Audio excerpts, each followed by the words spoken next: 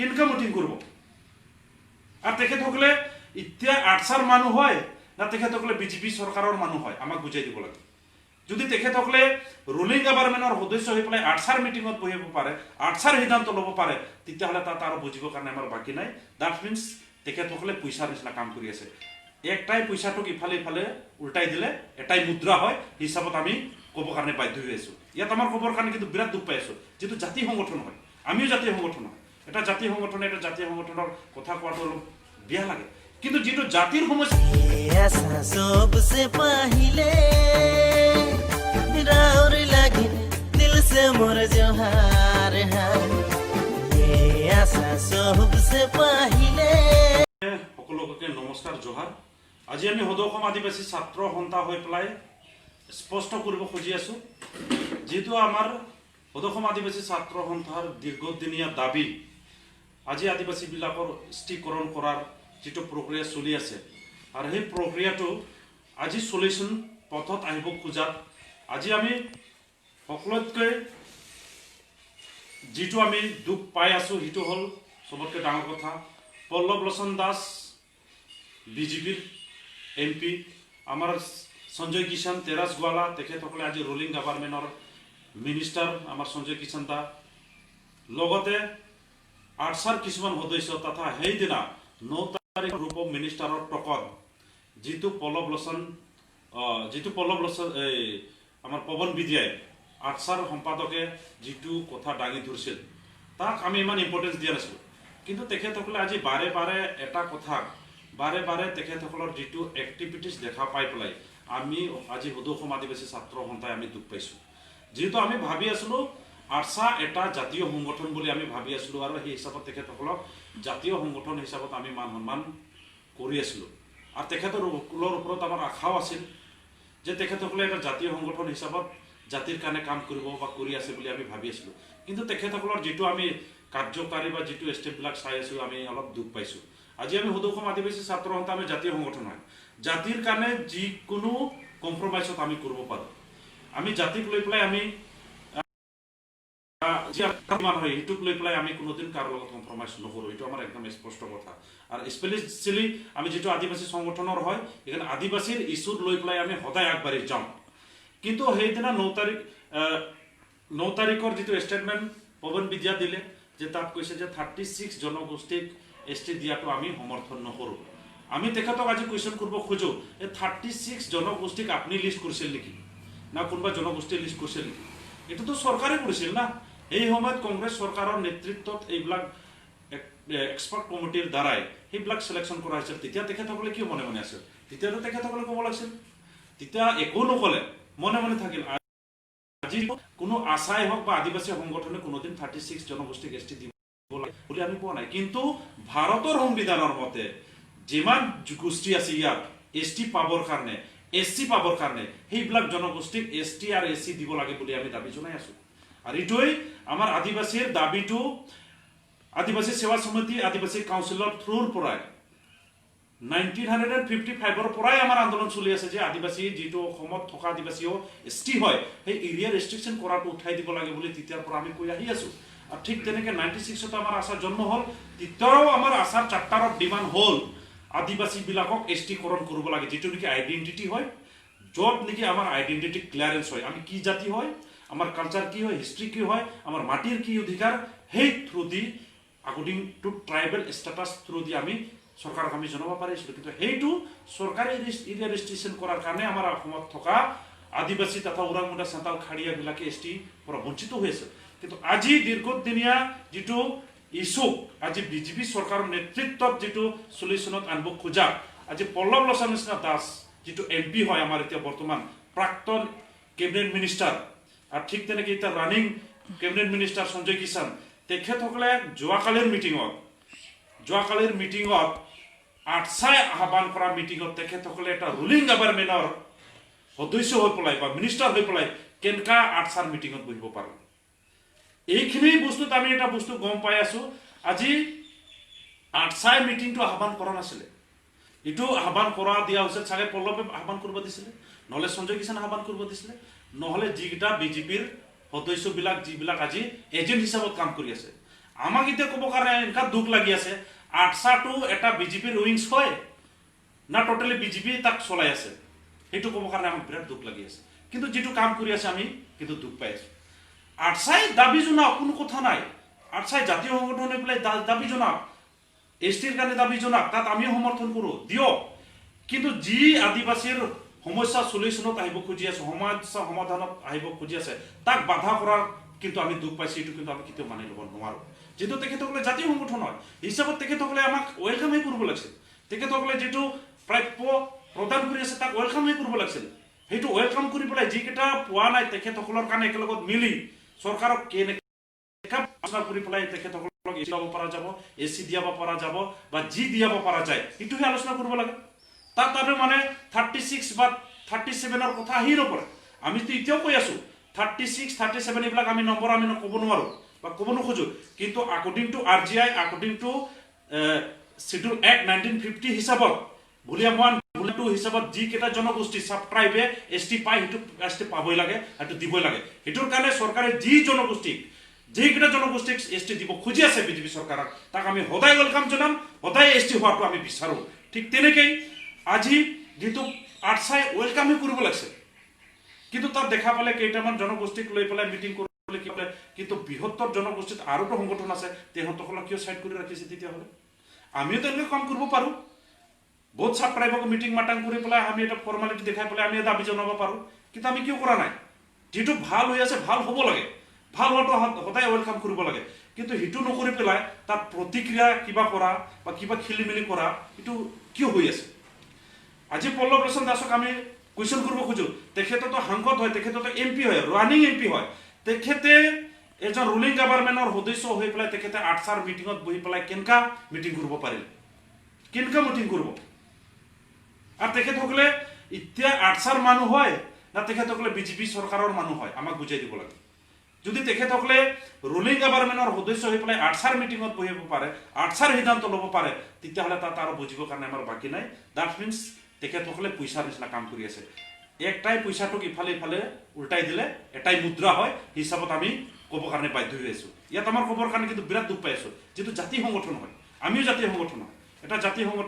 সংগঠনৰ কথা কোৱাটো অলপ বেয়া লাগে। কিন্তু যিটো জাতিৰ সমস্যাৰ কথা হৈ আছে তাততো আমি ক'বই লাগিব। তেখেতসকলৰ আজি পল্লৱ লোচন দাসৰ নিচিনা MPৰ খেলি মেলিৰ ক্ষেত্ৰত, সঞ্জয় কিষাণৰ নিচিনা কেবিনেট মিনিষ্টাৰৰ ক্ষেত্ৰত যদি এই খেলি মেলি হোৱাৰ কাৰণে যদি আদিবাসীৰ যদি এইবাৰ ST নহয়, তেতিয়াহ'লে তাৰ দায়ী পল্লৱ লোচন দাস হ'ব, তাৰ দায়ী হ'ব সঞ্জয় কিষাণ হ'ব, তাৰ দায়ী হ'ব তেৰাছ গোৱালা হ'ব, তাৰ দায়ী হ'ব আমাৰ কেবিনেট চেন্ট্ৰেল মিনিষ্টাৰ আমাৰ ৰামেশ্বৰ তেলী হ'ব। কাৰণ তেখেতৰ টাইমত যদি এই জনগোষ্ঠী ইমান দিন ধৰি আমাৰ আইডেণ্টিটি খতম হৈ গৈছে, কালচাৰ খতম হৈ গৈছে, হিষ্ট্ৰী বৰবাদ হৈছে, তাক যদি আজি বিজেপি চৰকাৰে যদি দিবৰ কাৰণে আহি পৰিছে, তাতে তেখেতসকলে লিডহে ল'ব লাগে। কিন্তু তেখেতসকলে কোনোদিন লিড নলয়, উল্টা সদসম আদিবাসী ছাত্ৰ সন্থা বা আদিবাসী গ্ৰুপটোক সদায় ছাইড কৰি ৰাখে। আজি তেখেতসকলে যদি আটচাক লৈ পেলাই মিটিং কৰিব পাৰে, আমাক লৈ পেলাই কিয় মিটিং কৰিব নোৱাৰে? পল্লৱ লোচন দাস এতিয়া কওকচোন, আশাক লৈ পেলাই এটামান মিটিং কৰিছে নেকি? মিটিং কৰিব দৰকাৰ নাই আমাৰ লগত, কিন্তু আমাৰ লগতো আলোচনাটো কৰিব পাৰে। কিন্তু আটচাৰ লগততো অফিচিয়েলি মিটিং কৰিছে, ফৰ্মালিটিলি মিটিং কৰিছে, তাতকে বুজিব লাগে কি বাকী আছে? দ্যাট মিনছ কালি যদি আজি ওৰাং মুণ্ডা সান্তাল খাৰিয়াৰ ST নহয়, তেতিয়াহ'লে আমি ক'ব কাৰণে বাধ্য হ'ম আমাৰ ST কৰা নকৰাৰ কাৰণে তেখেতসকলে এই খেলি মেলি কৰালে বুলি, ষড়যন্ত্ৰ কৰালে বুলি আমি পল্লৱক দায় ধৰিম, সঞ্জয় কিষাণক দায় ধৰিম, তেৰাছ গোৱালাক দায় ধৰিম। কাৰণ তেখেতসকলৰ এই খেলি মেলিৰ কাৰণে আমাৰ ST নহ'ল বুলি আমি ক'ব কাৰণে বাধ্য হ'ম। কিন্তু আজি চাওক, সৌদিনাই কোচ ৰাজবংশী হওক, আমাৰ মৰাণ মটক হওক, তেখেতসকলক অট'নমাছ কাউন্সিল দিলে, তেখেতসকলেতো ৰুলিং গভৰ্ণমেণ্টৰ মানুহ হৈ পেলাই কেনেকৈ গম নাপালে, কেনেকৈ একো নক'লে? সেইবিলাক কথা আমাক কিয় নজনালে? তেখেতসকলেতো ৰুলিং গভৰ্ণমেণ্টৰ মানুহ হয়, এটা বিশিষ্ট ইম্পৰ্টেঞ্চ মানুহ হয় বিজেপি চৰকাৰৰ। তেখেতসকলে যদি মৰাণ মটক ST দিয়াৰ কাৰণে ভাল পালে, তো আমাৰোতো আদিবাসীবিলাকক অট'নমাছ কমচে কম কাউন্সিলটো দিয়াৰ কাৰণে ব্যৱস্থা কৰিব লাগিছিলে, বা সেইখিনি কামটো ইটো কৰিলে যে কামটো হ'ব বুলিতো ক'ব লাগিছিলে। কিন্তু STটো দিয়াৰ ক্ষেত্ৰত তেখেতসকলে কিয় ইমান লিডিং পাৰ্ট লৈ পেলাই আটচাক লৈ পেলাই কাম কৰি আছে? আমি অবভিয়াছলি আমি এইটো নেগেটিভ চেন্সে ধৰিম, কাৰণ তেখেতসকলে আটচাৰ লগত বহিব পাৰে, আমাৰ লগত কিয় কাৰণে আলোচনা কৰিব নোৱাৰে? নন অফিচিয়েলিতো আলোচনা কৰিব পাৰে না, আছে ব্ৰাদাৰ, আছে ককাই ভাই হিচাপতো বহিব পাৰে না? তেখেতসকলে আমাক দুশ্মন বুলি ভাবি লৈছে নেকি? আমিতো কোনোদিন দুশ্মন বুলি ভাবা নাই পল্লৱক সঁচাকৈ আমি বিশ্বাস কৰি আছিলোঁ যে তেখেতে সঁচাই এজন সংগঠন কৰি অহা মানুহ আমাৰ দুখ বেদনা বুজি পাব বুলি আমি ভাবি আছোঁ কাৰণ তেখেতসকলে সংগঠন কৰি গৈছিলে সময়ত আমি ভাবি আছিলোঁ তেখেতসকলক আমি ইমান বুজাব নালাগিব জাতিৰ কথা কাৰণ তেখেতসকলে এই গ্ৰাউণ্ডৰ পৰা যোৱা মানুহ হয় সোনকালে বুজি পাব আৰু এই ৰুলিং গভৰ্ণমেণ্টৰ পাৱাৰফুল এজন সদস্য হৈ পেলাই সেইবিলাক পুটাক কৰিব বুলি ভাবিছিলোঁ কিন্তু চাওক কেবিনেট বৈঠকি কিমান পাৰ হৈ গ'ল এটা বস্তু পুট আপ কৰা নাই জাতীয় সমস্যা এটাও যদি পুট আপ কৰা দেখা পাইছে যদি আপোনালোকে কওক আমিতো সদায় ফলো কৰোঁ এটাও দেখা নাই এছটিৰ কথা একদিনো কোৱা নাই মাটিৰ ম্যাদিৰ পাতা একদিনো কোৱা নাই তেতিয়াহ'লে কি কাম কৰি আছে আৰু যিটো বিজেপি চৰকাৰে ৩,০০০ ৪,০০০ ৫,০০০ টকা এইবিলাক কি হয় এইবিলাক টুপছ হয় না নহয় কওক ৩,০০০ দি পেলাই আমাৰ জাতি বাচিব নেকি কওক যদি বাচি যায় আপোনালোকে আমাক লিখি দিয়ক ৩,০০০ টকা দি পেলাই ৭,০০০ টকা দি পেলাই আমাৰ ওৰাং মুণ্ডা চান্তাল খাৰিয়াক যদি বচাব পাৰে লিখি দিয়ক আপোনালোকে কি ভাবিছে আমি কিন্তু ডাইৰেক্ট ভাবিছোঁ এইটো ভোটাৰ বেংক বনাব ধান্দা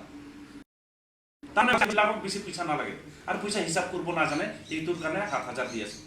সেইটো ভাবিছে ইমান মানে আমাৰ জাতিক ইমান নিজত থ'ব খুজি আছে ধৰা আপোনালোকৰ যোনটো তেওঁলোকে ষ্টেটমেণ্ট দিছে যে আচ্ছা যে আমি মানি নলওঁ 36 চাব কমিউনিটিক এছ টি দিয়াটো আপোনালোকৰ টোটেল কিমানটা কমিউনিটি আছে বা বস্তুখিনি আপুনি আমি স্পষ্ট কৰি ক'ব নেকি অসমত থকা মানুহ বা ভাৰত থকা মানুহে পুৰণা মানুহ এইবিলাকে হয় আদিবাসী আদিম যুগৰ মানুহ হিচাপত আকৰ্ডিং to RGI according two 1950 schedule এক মতে আমাৰ দাবীৰ মতে নহয় সেই ভাৰতৰ সংবিধানক সন্মান কৰি তাৰ মতে যিকেইটাক ST পাব লাগে যিকেইটাক SC পাব লাগে সেইবিলাক সন্মান সহকাৰে প্ৰদান কৰিব লাগে সেইটোৱে কৈ আছোঁ জবৰদস্তি কোনোবা ক'লা মানুহ বগা বনাবৰ কাৰণে আমি কোৱা নাই কোনোবা বাংলাদেশী মানুহ ভাৰতীয় মানুহ বনাওক বুলি আমি ক'ব খোজা নাই আমাৰ এইটো অধিকাৰ নাই আমি ভাৰতৰ সংবিধানত থাকি পেলাই সন্মান জনাই পেলাই আমি কৈ আছোঁ 36 37 এইটো আমি ক'ব নোৱাৰোঁ কিন্তু ভাৰতৰ সংবিধানৰ সন্মানৰ হিচাপত ভাৰতৰ যিটো আৰ্টিকেলৰ হিচাপত যিকেইটা পাব লাগে ST সিহঁতক দিবই লাগে বুলি কৈ আছোঁ যাতে কোনো বাদ নপৰে সেইটোৱে আমি কৈ আছোঁ কিন্তু তেখেতসকলে কিয় ক'ব 36ক দিব নালাগে বা দিব লাগে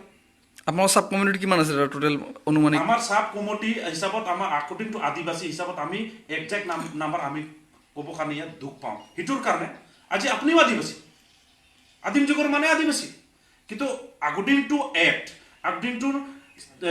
ভলিউম 1 ভলিউম 2 1950 শিডিউল এক হিচাপত সেইটো ভাৰতৰ সংবিধানে হিচাপ কৰি দিব 100টা না 200টা না 36টা না 20টা আৰু সেই হিচাপত সেই 36টো একটা এক্সপার্ট কমিটিহে সিলেকশন করেছে না তাত আমার আশার একো ভূমিকা নাই আমি তো দাবি করা মানুষ আমি দাবি করে দিছো যে জিনিয়ন হিসাবত যিকেইটা পাব লাগে দিয়ক সন্মান সহকারে ঠিক তেনেকে আজি পৃথিৱী মাঝিয়ে বহিছে তাত পৃথিৱী মাঝিয়ে কেবিনেট মিনিষ্টাৰ থকা সময়ত তাহাঁতৰ চৰকাৰ থকা সময়তে এইবিলাক হ'ল আজি কি ক'ব খুজি আছে 107টাৰ কথা 112টাৰ কথা আমিতো কৈ আছো ভাৰতৰ সংবিধানৰ মতে 200টা যদি পাব লাগে 200টা পাওক কিন্তু সংবিধানৰ মতে সন্মান সহকাৰে কিন্তু কেবিনেট মিনিষ্টাৰ থাকাৰ পেছতো পৃথিৱী আজি একোই কৰিব নোৱাৰিলে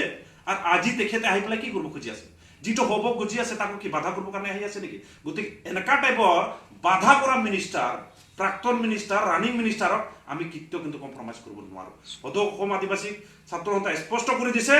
তেখেতসকলৰ ক্ষেত্ৰত যদি আমাৰ STটো যদি আমি নাপাওঁ আমাৰ STটোৰ পৰা যদি আমি বঞ্চিত হৈ যাওঁ তেতিয়াহ'লে STৰ বা আদিবাসীৰ বিৰোধিতা কাম কৰি আছে বুলি সেই নেতাকেইটাক আমি ক'ব কাৰণে আমি বাধ্য হৈ যাওঁ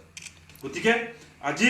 বিজেপি চৰকাৰক আমি হুকিয়াই দিব খুজি আছোঁ এই নিচিনা তেখেতসকলৰ কথা বিজেপি চৰকাৰে যাতে শুনি পেলাই গুৰুত্ব দি পেলাই সেইবিলাক কাম কৰিব নালাগে আজি জাতিৰ প্ৰব্লেমটো চাই পেলাই কাম কৰক যিবিলাক জিনিয়ন হয় ST পাবৰ কাৰণে SC পাবৰ কাৰণে সেইবিলাকক ভাৰত চৰকাৰে তথা বিজেপি চৰকাৰে চিন্তা চৰ্চা কৰি পেলাই অতি সোনকালে STকৰণ কৰাৰ যিটো কৰিব লগা সেইটো অতি সোনকালে কৰিব লাগে এইটো আমাৰ সদৌ অসম আদিবাসী ছাত্ৰ সন্থাৰ দাবী হয় আৰু এই দাবীটো অতি সোনকালে পূৰণ কৰিব লাগে বুলি বিজেপি চৰকাৰক আমি জনাই আছোঁ ঠিক তেনেকৈ আমাৰ গ্ৰুপ অফ মিনিষ্টাৰৰ চেয়াৰমেন তথা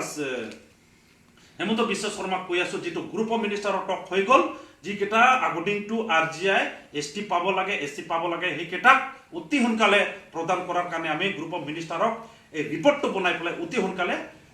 দিল্লীত পঠিয়াব লাগে আৰু অতি সোনকালে এই জনগোষ্ঠীবিলাক যিহেতু আজি ধ্বংস হৈ আছে